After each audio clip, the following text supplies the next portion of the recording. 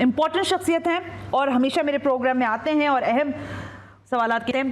Centre Faisal رضا بھی. السلام علیکم فیصل صاحب. وعلیکم السلام. فیصل صاحب ایک تو تعزیت کا ہے آج دن کہ حزب اللہ کے سربراہ، اور ہم ہمیشہ ان کی تقاریر اور ان کی ہر تقریر کے بعد وہ کہتے تھے کہ اگر زندگی رہی تو آپ سے دوبارہ ملاقات ہوگی، لیکن وہ ملاقات اب منقطع ہو گئی ہے. کیا حالات دیکھ رہے ہیں آپ؟ بسم اللہ الرحمن الرحیم. رضن بقضاء و تسلیما لامر قالوا انا للہ و انا الیہ راجعون. عالم اسلام میں تمام مومنین اور مومنات کو دور حاضر کے حسینی کی شہادت پہ تعزیت پیش کرتے ہیں. یہ ان کا 30 سال کا مانگ تھی اللہ تعالیٰ سے کہ ان کو شہادت نصیب ہو، اور 30 سال وہ حالت جنگ میں رہے. گھر کے تمام افراد شہید ہو چکے، بیٹے بیٹیاں بھائی بھتیجے تمام لوگ، تمام پورا خاندان، اور جو بچا تھا وہ کل شہید ہو گیا. ٹھیک ہے نا. بہرحال بات صرف اتنی ہے کہ میں نے آپ کو بہت تفصیل سے ایک چیزیں بتائی تھیں. ہم میں سے کوئی بھی نہیں بچے گا. ٹھیک ہے، ہم سب جانتے ہیں آج ہیں کل نہیں ہوں گے. جب اسماعیل ہانیہ صاحب کی شہادت ہوئی تھی تو میں نے اس وقت آپ سے کہا تھا کہ اگلا نشانہ حسن نصر اللہ صاحب ہوں گے. جو آواز کی طاقت سے لڑ رہے ہیں، جو میدان میں لڑ رہے ہیں، شہادت ان کی منتظر ہے. وہ شہادت کے اب منتظر نہیں رہے. تو دنیا میں اچھا ہو برا ہو، سکون ہو نہ ہو، ان 67 لوگوں نے نہیں بچنا، جس میں 40 کمپلیٹ ہو چکے. کل رات 40 لوگ شہید کمپلیٹ ہو چکے جو ان کی لسٹ میں ہیں، سیونیوں کی. اس میں ایک پاکستان میں بھی ہے. ٹھیک ہے. تو بہرحال جو بھی ہے جیسا بھی ہے، اللہ تعالیٰ نے ان کو شہادت کے رتبے پہ فائز کیا. اسماعیل ہانیہ صاحب کے بعد حسن نصر اللہ صاحب کی شہادت، اور بہت بہترین کمانڈرز ساتھ میں شہید ہو گئے. ٹھیک ہے نا. جنگ ہے اللہ تعالیٰ کے گھر کی آزادی کی، نہ فلسطین کی ہے، نہ غزہ کی ہے، نہ زمین کے ٹکڑے کی ہے، نہ ہی دیگر جو دنیا میں جنگیں. اللہ کے گھر کی آزادی کی جنگ ہے. اور یہ اللہ کا گھر وہ ہے جس پہ 2 نظریات ہیں عالم اسلام میں. ایک ہے مومنوں کا نظریہ، ایک ہے مسلمانوں کا نظریہ. مومن کہتے ہیں کہ ہم قربان ہو جائیں گے، بیت المقدس کو آزاد کرائیں گے. مسلمان کہتے ہیں یہ گر جائے گا، اس دجال کا ہیڈ کوارٹر بن جائے گا، اس کے بعد ہماری غیرت جاگے گی اور ہم جا کے لڑیں گے اور پھر آزاد کرائیں گے. تو خدا کی لعنت تو ایسی غیرت پر جس نے گرنے کے بعد جاگنا تھا. ایسے ہوتی ہیں شہادتیں. مومنوں میں کمانڈر پہلے شہادت دیتا ہے، بعد میں رضاکار دیتے ہیں. مسلمانوں میں کمانڈر محل میں ہوتا ہے اور رضاکار پہلے شہید ہو رہے ہوتے ہیں. There's a lot of difference جس کو تسلیم کرنا چاہیے. یہ جو شہادت ہوئی ہے میری بہن، یہ with in the second confirmation دی ہے انہوں نے امپیکٹ کے. ٹھیک 3 منٹ بعد اسرائیل اور امریکن میڈیا نے اس کی کنفرمیشن دی. سوچنے کا مقام تو یہ ہے. میں یہی سوال کرنا چاہ رہی تھی فیصل صاحب. دیکھیں جو جتنی بھی ابھی تک ہم نے پروگرامز آپ کے ساتھ کیے اس میں آپ نے کافی حد تک ہمیں چیزوں کو کلیئرٹی کے ساتھ بیان کیا. حسن نصر اللہ کی شہادت کس طرح سے، کیا کوئی میزائل بلاسٹر، کس طرح سے ان کو ٹارگٹ کیا گیا؟ بسائڈ دیٹ کہ وہ ایک ان کو وہ حالات کو جانتے ہیں کہ کس طرح سے چیزوں کو ڈیٹیکٹ کر رہا ہے اسرائیل. ہم نے 28 اکتوبر 2023 سے لے کے 5 نومبر 11 نومبر 18 نومبر 25 نومبر اور 6 دسمبر یہ 7 پروگرام کیے تھے جس میں ہم نے اس جنگ کو بہت تفصیل سے ڈسکس کیا تھا. اور میں نے آپ کو جو بتایا تھا نا، نہ 1 انچ ادھر ہوا نہ 1 انچ ادھر ہوا. جو چیزیں رہ گئی میں آپ کو اس پہ بھی لاتا ہوں کہ اس پہ تعطل کی وجہ کیا ہے. اصل چیز تو 2 ہے. دنیا میں ان کے ہاں میں نے آپ کو بتایا تھا ایک سوچ ہے کہ کمانڈر مارو یہ خود مر جائیں گے. یاد ہے آپ کو میں نے آپ سے کہا تھا یہ ان کی آج سے سوچ نہیں ہے. ویسے بھی ہے نا، یہ آج سے سوچ نہیں ہے. یہ جنگ صفین سے اس کا آغاز ہوا اس سوچ کا. پھر کربلا ہوئی، پھر دوسری چیزیں ہوئی. مطلب سوچ یہ تھی کہ کمانڈر مارو باقی خود ہی مر جائیں گے. یہی ان کی غلطی ہے.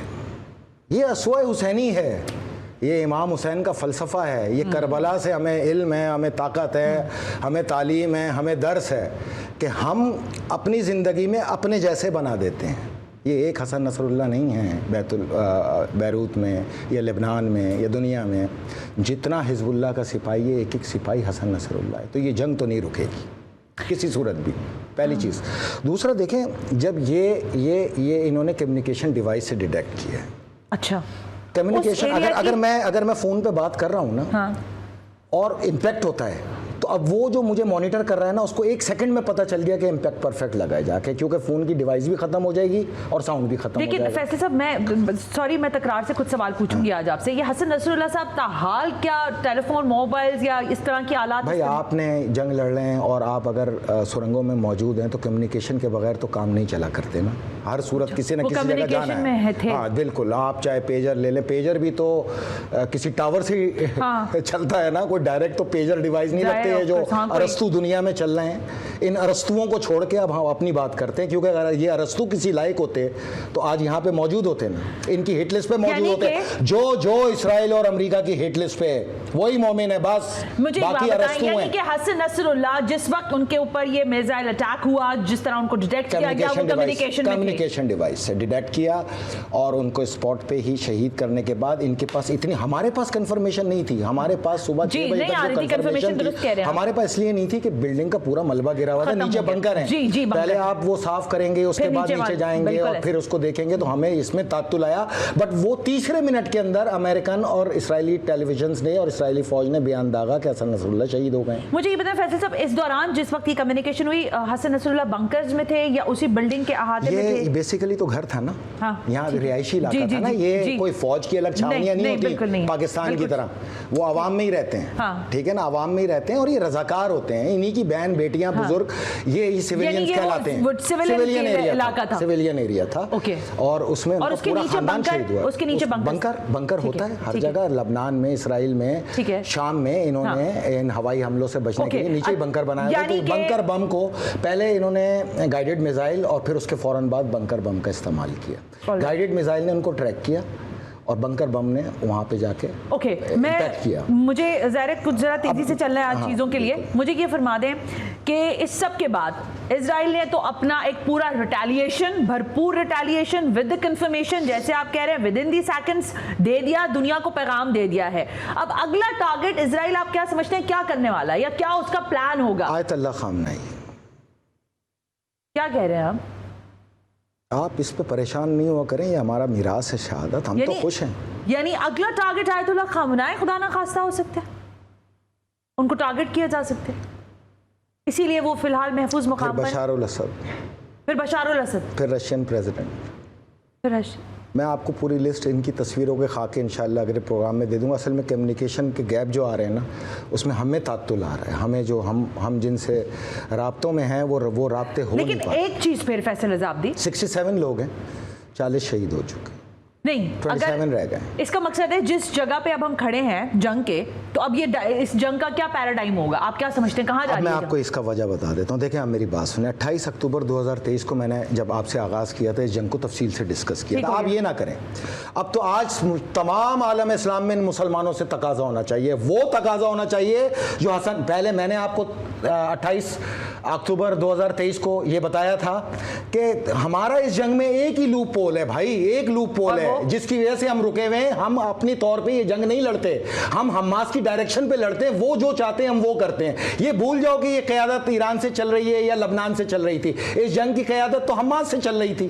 حماس کی فیملیاں جو 18 لاکھ عورتیں اور بچے ہیں وہ رفح بارڈر پہ پھنسے ہوئے ہیں, 10,000 ان کے جیلوں میں موجود ہیں.